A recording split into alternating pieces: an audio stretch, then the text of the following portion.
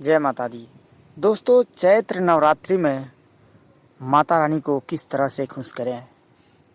दोस्तों, कलश स्थापना कैसे की जाती है चैत्र नवरात्रि में, घट स्थापना की विधि क्या है, इस बार शुभ मुहूर्त कब पड़ रहा है, दोस्तों हम किस तरह से माँ की पूजा करें, वह कौन सा सही विधान है, इस तरह की बहुत सारी आपको जानकारियाँ इस वीडियो में हम देने वाले हैं। दोस्तों, कि आखिर इसका इतना महत्व क्यों है, क्यों चैत्र नवरात्रि में माता रानी की पूजा बहुत ही सोच समझकर और बहुत ही नियम पूर्वक करना चाहिए।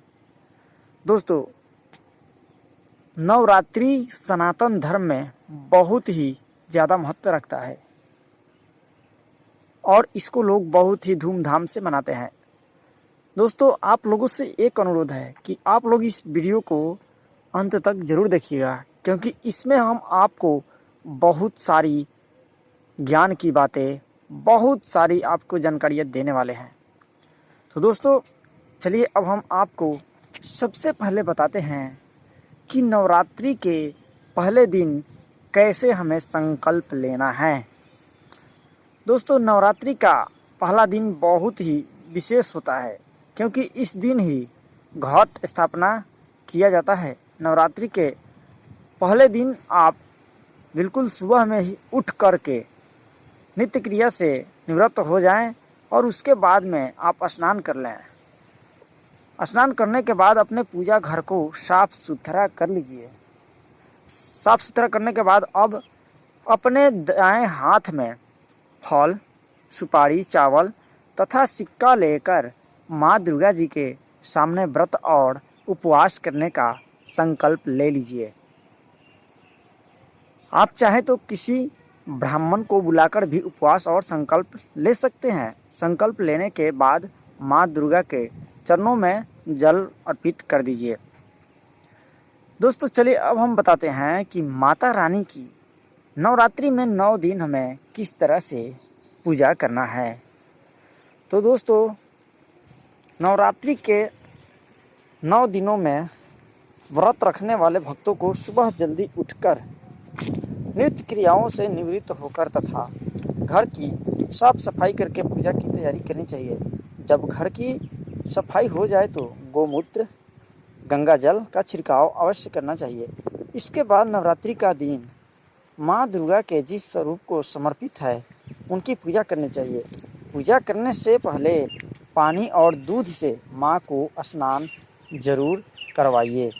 अब चंदन, अक्षत, कुमकुम, फल तथा अन्य सुगंधित चीज़ों से माँ की पूजा कीजिए तथा पूजा के बाद भोग लगाइए। नवरात्रि के पहले दिन जलाए गए दीपक में घी या तेल डालिए और उसे 9 दिनों तक लगातार जलने दीजिए। सुबह और शाम को माता जी की पूजा करने के बाद आप फलाहार कर सकते हैं। दोस्तों, माँ की जो ये पूजा होती है बहुत ही महत्वपूर्ण होती है, इसलिए इन सब चीज़ों पर बहुत आपको ध्यान देने की ज़रूरत है। दोस्तों, नवरात्रि के पहले दिन घट स्थापना का विधान होता है। चलिए हम आपको बताते हैं घट स्थापना किस तरह से करना है। नवरात्रि के 9 दिनों तक माँ के 9 रूपों की पूजा अर्चना की जाएगी। ये 9 दिन शक्ति को समर्पित किए जाते हैं। नवरात्रि के प्रथम दिन माँ शैलपुत्री की पूजा के साथ घट स्थापना की जाती है। कलश को गणेश जी का प्रतीक माना जाता है, इसलिए सर्वप्रथम कलश स्थापना करके उसका पूजन किया जाता है। जल से भरे हुए कलश को सुख, समृद्धि और संपन्नता का प्रतीक माना जाता है। दोस्तों चलिए अब हम आपको बताएंगे वास्तुशास्त्र के नियमानुसार घट स्थापना किस तरह से करना चाहिए। तो दोस्तों, वास्तु में पूजा करने के स्थान के बारे में भी दिशा का बहुत ही महत्वपूर्ण बातें बताया गया है। इसलिए कलश की स्थापना और माँ की चौकी लगाते समय भी दिशा का ध्यान आप जरूर रखिए। जानते हैं कलश स्थापना कैसे और किस दिशा में करनी चाहिए? दोस्तों कलश स्थापना में इन बातों को आपको बहुत ही ध्यान में रखना है। वास्तु के अनुसार घर के ईशान कोण यानी उत्तर पूर्व दिशा को पूजा का सही स्थान माना जाता है। इस दिशा को देवताओं की दिशा माना गया है, इसलिए इस दिशा में सबसे ज़्यादा सकारात्मक ऊर्जा का संचार रहता है।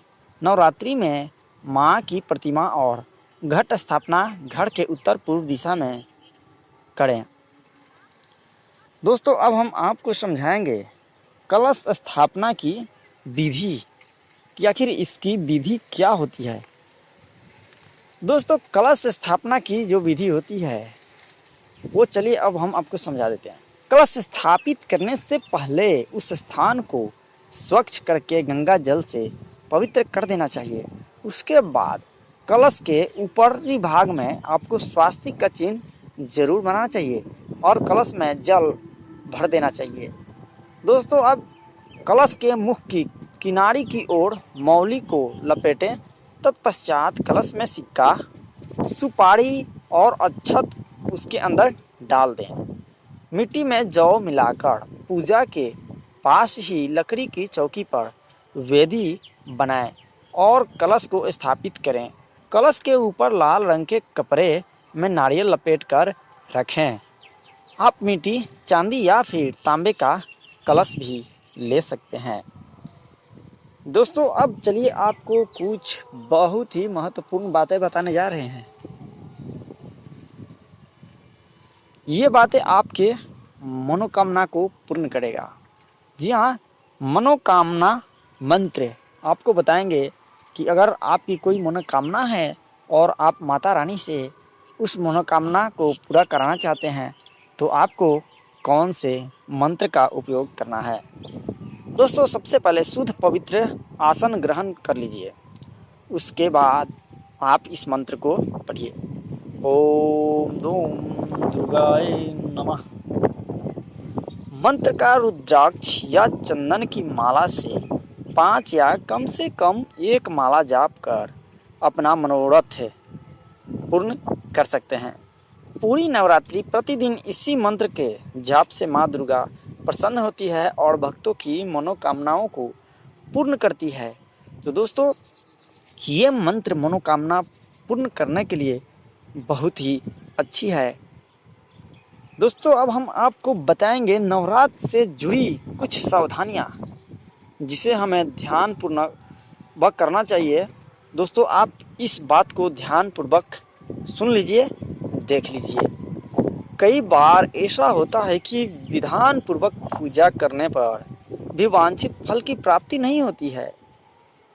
भक्तों को यह ध्यान रखना चाहिए कि दुर्गा जी की पूजा में दुर्वा घास, तुलसी, आंवला, आक और मदार के फूल अर्पित नहीं किए जाते हैं। लाल रंग के फूलों का प्रयोग कीजिए। माँ दुर्गा की पूजा सूखे वस्त्र पहनकर ही करनी चाहिए। गीले कपड़े पहनकर तो आप बिल्कुल भी माँ दुर्गा की पूजा ना करें। अक्सर देखने में आता है कि महिलाएं बाल खुले रखकर पूजा करने लगती है, जो बहुत ही निषिद्ध है। ऐसा उनको नहीं करना चाहिए। विशेषकर दुर्गा पूजा या नवरात्रि में हवन, पूजन और जप आदि के समय उन्हें बाल खुले बिल्कुल भी नहीं रखने चाहिए। तो ये बातें आप अपने ध्यान में जरूर रखें। दोस्तों अब हम आपको बताने वाले हैं दुर्गा सप्तशती की महिमा। सप्तशती में कुछ ऐसे भी स्रोत एवं मंत्र हैं जिनके विधिवत पाठ से मनवांछित फल की प्राप्ति हो जाती है। दोस्तों चलिए सबसे पहले हम आपको सर्व कल्याण के लिए मंत्र बता देते हैं। सर्वमंगल मंगले शिवे सर्वार्थ साधिके शरण्य त्र्यंबकम गौरी नारायणे नमस्तुते। दोस्तों ये मंत्र सभी लोगों के कल्याण के लिए है, इसलिए आप इस मंत्र का भी जाप करें जिससे सभी लोगों का कल्याण हो।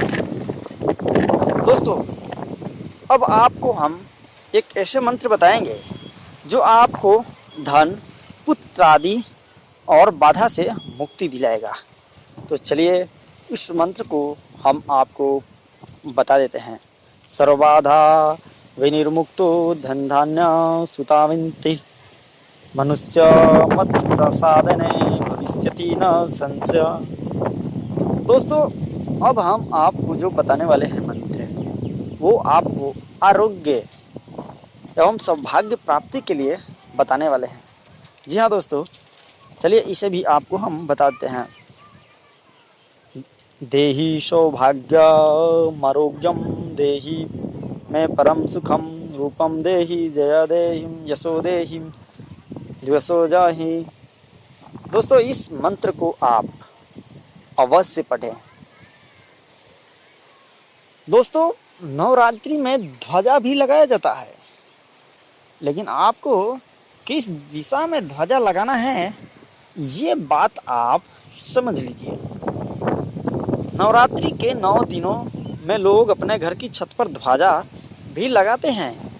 ध्वजा को लगाते समय भी आपको दिशा का जो